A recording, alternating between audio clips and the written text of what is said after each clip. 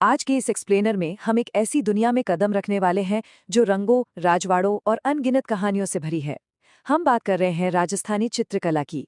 ये सिर्फ कैनवस पर उकेरे गए चित्र नहीं है, बल्कि ये अपने आप में एक पूरा इतिहास है जो आज भी उतना ही जीवंत और विश्व प्रसिद्ध है।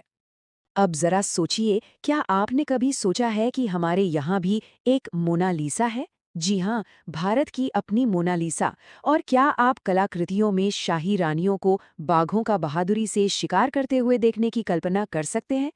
आज के इस सफर में ऐसे ही कई हैरान कर देने वाले तथ्य आपके सामने आने वाले हैं जो इस क्षेत्रीय कला को बिल्कुल अलग स्तर पर ले जाते हैं। तो आज के इस सफर का हमारा मैप कुछ ऐसा दिखेगा। सबसे पहले हम राजस्थानी चित्रकला का वर्गीकरण देखेंगे, फिर मेवाड़ और मारवाड़ स्कूल, उसके बाद हाड़ौती और ढूंढाड़ स्कूल, फिर बात करेंगे उन खास चित्रण विधियों और रंगों की, और अंत में आधुनिक युग के चितेरों पर नजर डालेंगे। तो चलिए बिना किसी देरी के इसमें गहराई से उतरते हैं और इसके इतिहास को समझते हैं। अगर हम इसकी जड़ों की तलाश करें तो सबसे पुराने सबूत हमें 1260 ईस्वी में मेवाड़ में तेज सिंह के काल के श्रावक प्रतिक्रमण सूत्र चूर्णी और जैसलमेर भंडार के ग्रंथों में मिलते हैं। इसके बाद 17वीं और 18वीं शताब्दी का वो दौर आया जिसे इस कला का स्वर्ण काल कहा जाता है। लेकिन इसे असल में वैज्ञानिक रूप से समझने का काम 1916 में आनंद कुमार स्वामी ने अपनी किताब राजपूत पेंटिंग्स में किया। यही इसका बिल्कुल पहला वर्गीकरण था। तो आइए अपनी पहली गैलरी में चलते हैं, यानी राजस्थानी चित्रकला का वर्गीकरण। इस विशाल सांस्कृतिक विरासत को मुख्य रूप से 4 भौगोलिक और राजनीतिक स्कूलों में बांटा गया है। दूसरा खंड है मेवाड़ और मारवाड़ स्कूल। ये दोनों इस कला के सबसे बुनियादी और रोमांटिक हिस्से हैं, जहां से असल में इस पूरी परंपरा की शुरुआत होती है। शुरुआत करते हैं मेवाड़ स्कूल से, जिसे इस कला की सबसे प्राचीन मूल शैली माना जाता है। इसमें उदयपुर और चावंड का नाम प्रमुख है, खासकर नसीरुद्दीन द्वारा बनाई गई रागमाला। लेकिन सच कहूं तो यहाँ जो चीज़ सबसे ज्यादा ध्यान खींचती है वो है नाथ द्वारा की पिछवाई कला। ये कला कपड़े पर बनाई जाती है और विश्व स्तर पर मशहूर है। इसे भगवान कृष्ण की मूर्ति के ठीक पीछे सजाया जाता है और इसमें केले के वृक्षों का बड़ा ही अद्भुत और प्रमुख इस्तेमाल होता है। मेवाड़ से आगे बढ़ते हुए अब हम मारवाड़ स्कूल की तरफ चलते हैं। यहाँ के कैनवस पर रेगिस्तान का बहुत गहरा प्रभाव नजर आता है। इस शैली की खासियत यह है कि यह स्थानीय प्रेम कथाओं को बड़े ही जुनून के साथ उकेरती है। जोधपुर, बीकानेर, जैसलमेर, किशनगढ़ और नागौर, ये सभी इसी मारवाड़ स्कूल के हिस्से हैं, जहाँ के हर ब्रश स्ट्रोक में आपको रेगिस्तान की तपिश और वहाँ की कहानियां महसूस होंगी। और ये बहुत ही शानदार तरीके से दर्शाता है किशनगढ़ शैली के स्वर्ण काल को। निहाल चंद के द्वारा बनाई गई ये मास्टरपीस, जिसे हम भारत की मोनालिसा कहते हैं, बणी ठणी, ये मारवाड़ स्कूल का एक ऐसा बेजोड़ नमूना है जो अपने बारीक काम और सुंदरता के लिए आज पूरी दुनिया में सराहा जाता है। बीकानेर शैली की तो बात ही निराली है। यहाँ कुछ बेहद अनोखी परंपराएं देखने को मिलती हैं। एक तरफ है उस्ता कला, जिसमें ऊंट की खाल पर एकदम बारीक और खूबसूरत पेंटिंग की जाती है, और दूसरी तरफ है मथेरण कला, जो और भी ज्यादा दिलचस्प है। प्राचीन काल में कलाकार अक्सर गुमनाम रहते थे, लेकिन बीकानेर में चित्रकार अपनी कलाकृति के नीचे अपना नाम और तारीख भी लिखते थे। उस जमाने के हिसाब से ये अपने आप में एक बहुत ही विरल और अनोखी बात थी। हमारा तीसरा खंड है हाड़ौती और ढूंढाड़ स्कूल। यहाँ हम रेगिस्तान को पीछे छोड़कर थोड़ी हरियाली, प्रकृति और शाही दरबारों की चमक दमक की तरफ बढ़ेंगे। अब इसमें जो सबसे दिलचस्प बात निकल कर आती है वो ये है कि हाड़ौती स्कूल के अंदर ही आपको 2 बिल्कुल विपरीत शैलियां देखने को मिलेंगी। एक तरफ बूंदी शैली है, जिसमें सुनहरे रंगों का इस्तेमाल होता है, पशु पक्षियों पर फोकस रहता है और बारिश में नाचते हुए मोरों का मनमोहक दृश्य होता है। वहीं इसके बिल्कुल उलट कोटा शैली है।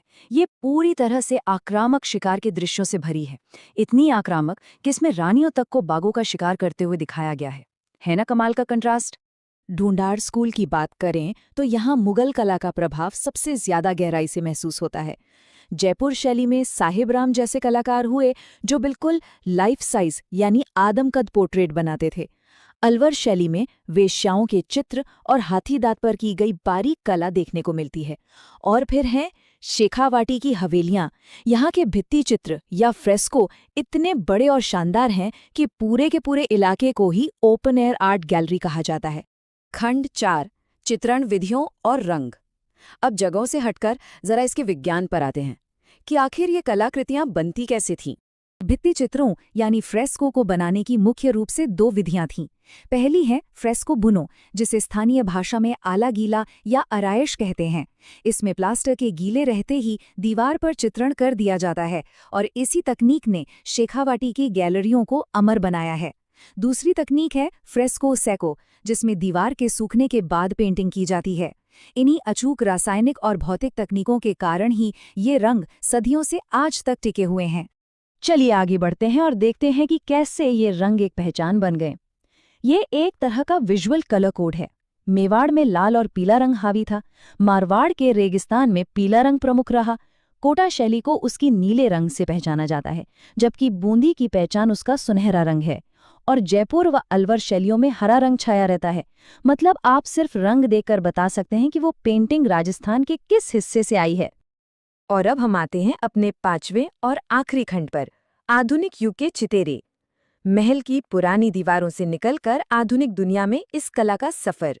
हर प्राचीन परंपरा को वक्त के साथ कदम मिलाने के लिए एक पुल की जरूरत होती है। कुंदनलाल मिस्त्री को आधुनिक राजस्थानी चित्रकला का जनक माना जाता है। इन्होंने ही ये सुनिश्चित किया कि ये पुरानी और समृद्ध तकनीकें लुप्त न हों, बल्कि आधुनिक युग में भी पूरी शान से अपना अस्तित्व बनाए रखें। तो सबसे अहम मुद्दा ये है कि इन आधुनिक कलाकारों ने इस परंपरा को जिंदा रखने के लिए क्या किया। उन्होंने कुछ बेहद खास और थोड़े क्वर्की या अनोखे विषय चुने। जैसे सौभाग्यमल गहलोत को घोंसलों पर काम करने के लिए नीड़ का चितेरा कहा गया, परमानंद चोयल बन गए भैंसों के चितेरे, जगमोहन माथोड़िया ने कुत्तों पर काम किया तो वो श्वानों के चितेरे कहलाए, और गोवर्धन लाल बाबा को भीलों का चितेरा नाम मिला। इन कलाकारों ने अपनी एक बिल्कुल अलग जगह बनाई ताकि ये कला हमेशा यादगार बनी रहे। 1260 ईस्वी के ग्रंथों से शुरू होकर आज के आधुनिक चितेरों तक का ये सफर सच में कमाल का रहा है। ऊंट की खाल पर की गई वो बारीक कला और गीली दीवारों वाली अरायश तकनीक, ये सब एक बहुत ही भौतिक, छूकर महसूस की जाने वाली कलाएं हैं। लेकिन अंत में एक बड़ा और विचारों तेजक सवाल खड़ा होता है। तेजी से बदलते इस डिजिटल युग में ये प्राचीन और क्षेत्र विशिष्ट कलाकृतियां आगे कैसे जीवित रहेंगी? क्या हम इन्हें सिर्फ स्क्रीन्स पर देखेंगे या फिर इनकी असल भौतिक पहचान को सहेजने का कोई रास्ता हम निकाल पाएंगे? इस पर विचार जरूर कीजिएगा।